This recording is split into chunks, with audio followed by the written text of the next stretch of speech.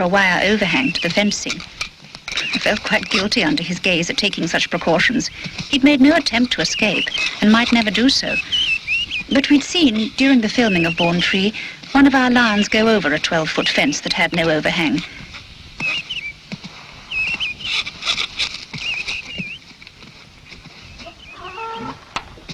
Ace's relationship with Christian had a unique expression to it.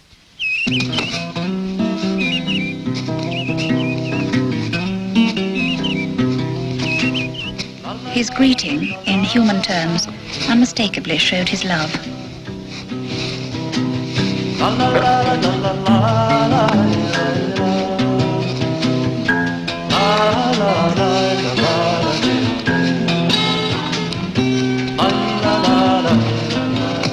But welcomes of various kinds were given to everyone, including me.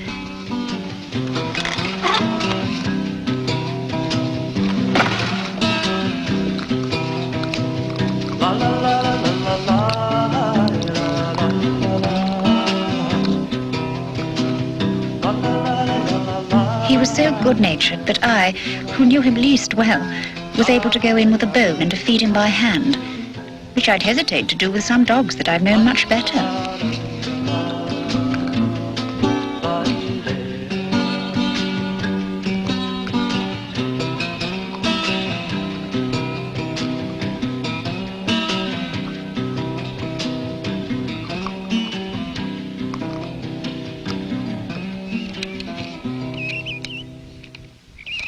As Christian was systematically chewing up the garden, our plans were progressing slowly. The perfect spring imperceptibly grew into a hot summer. We spent many afternoons in Christian's company.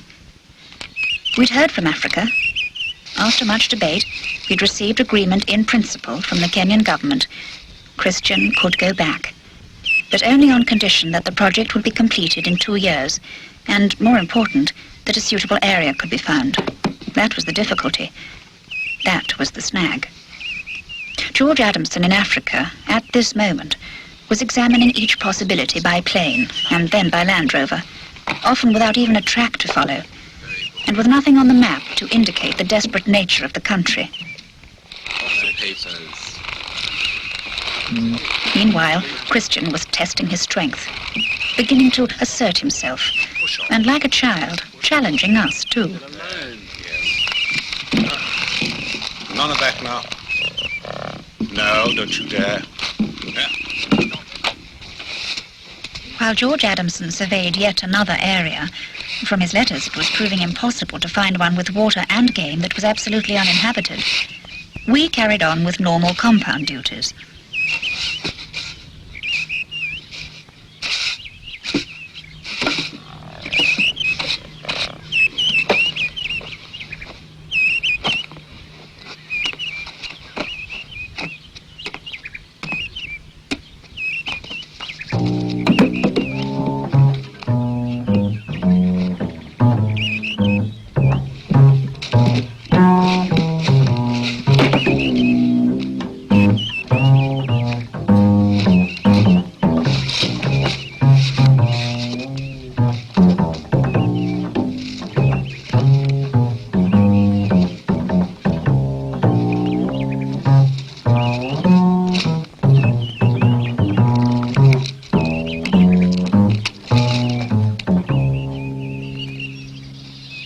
Christian's intended stay of a few weeks turned into 4 months before, at last, we had definite news.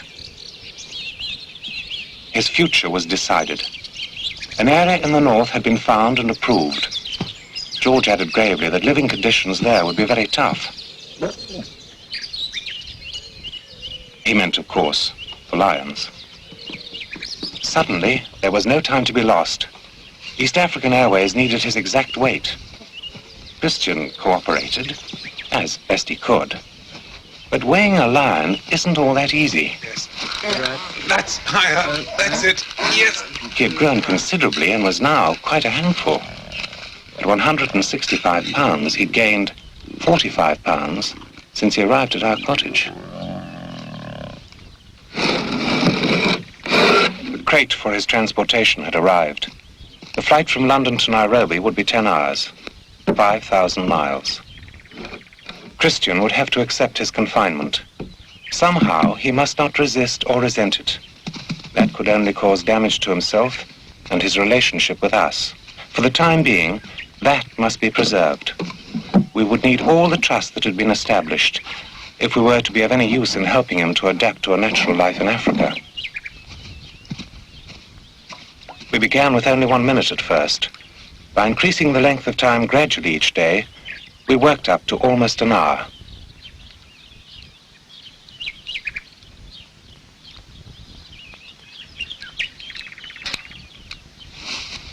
As he was always let out before he became resentful, was made a great fuss of, he learned to accept this temporary loss of liberty. It became a sort of game, which I think he quite enjoyed.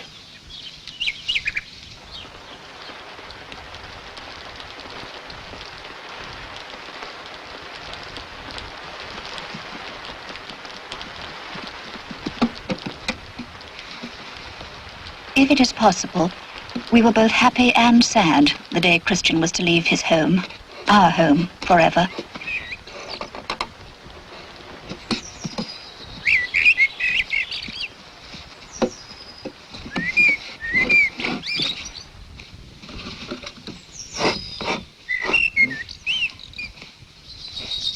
Experts on moving animals had recommended a mild tranquilizer, which they had carefully calculated on duration of flight and weight of animal, concealed in meat. Enough only to dull the reactions, the minimum amount for an uneventful flight. And that was what we all hoped for.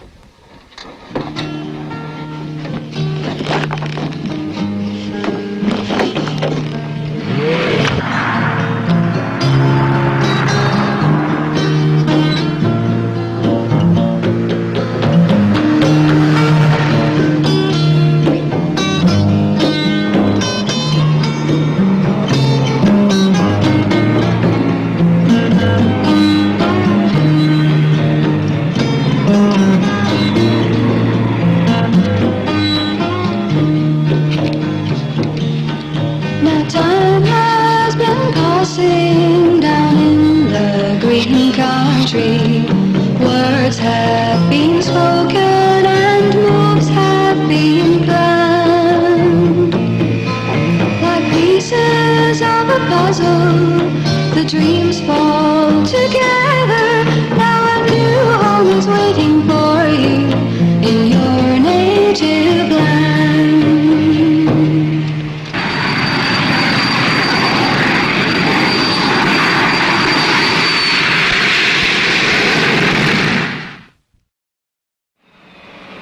We arrived at Nairobi airport at dawn.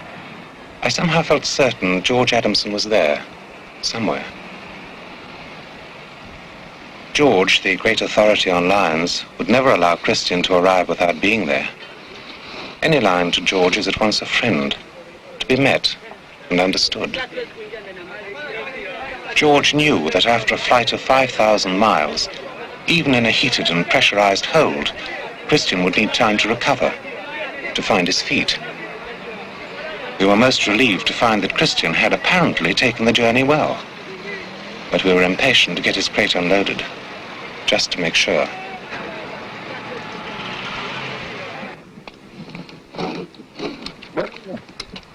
The animal holding bay at Nairobi was full of strange, unrecognizable scents. The sounds were all different too.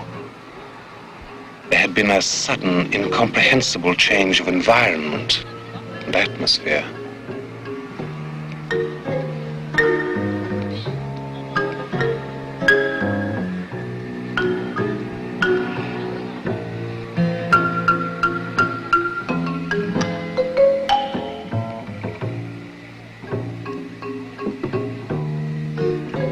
He seemed bemused, curious too.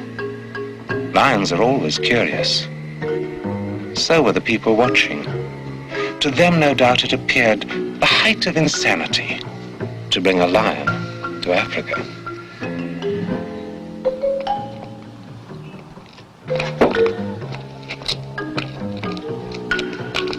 Come on.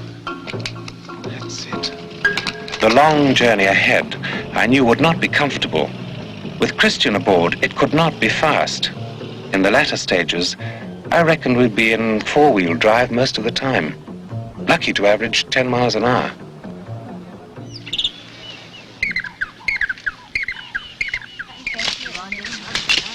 Up country, far from Nairobi, Terence Adamson, George's brother, a man who knows Kenya like the back of his hand, had slowly been making his way northeast. He had recruited a labor force some 5 weeks before.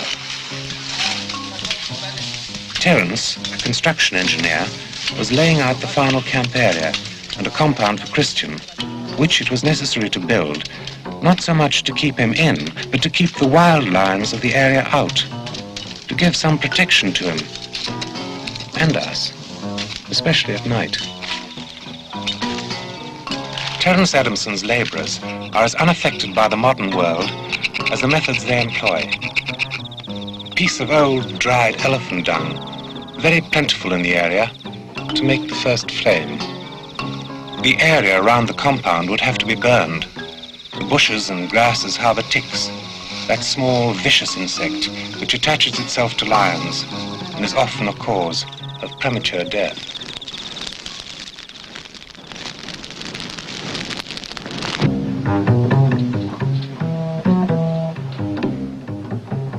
No intersections, no roads turning off, no conventional signposts. Just a torn-off length of toilet paper tied on a bush, fluttering in the breeze. Toilet paper turning became a familiar phrase, an important landmark for us. It simply meant that you could be pretty certain that if there was a breakdown from now on, you had a choice. You could mend it yourself or walk. We were now at about 2,500 feet, having dropped down some 3,000 feet from Nairobi, a Maasai word meaning the cold place. The air here, as we traveled, struck us like a blast furnace.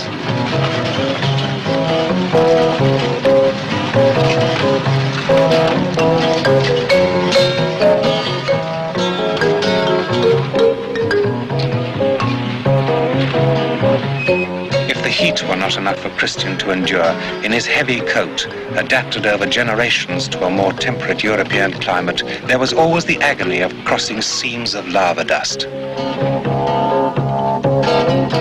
All at once you were in a cloud of fine powder which got into everything.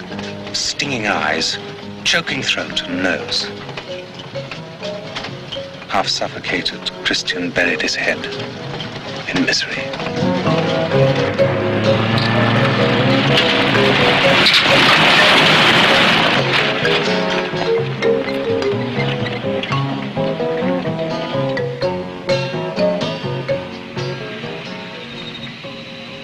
Terence was awaiting our arrival.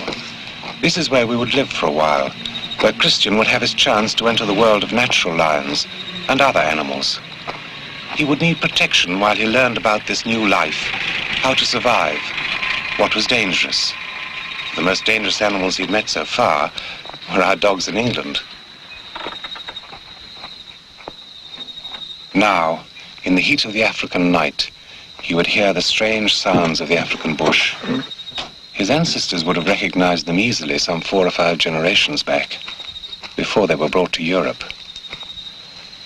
I wondered what natural instincts would be left, could be awakened in a lion, whose friends were human, whose school was a furniture shop, whose ancestral home was a zoo.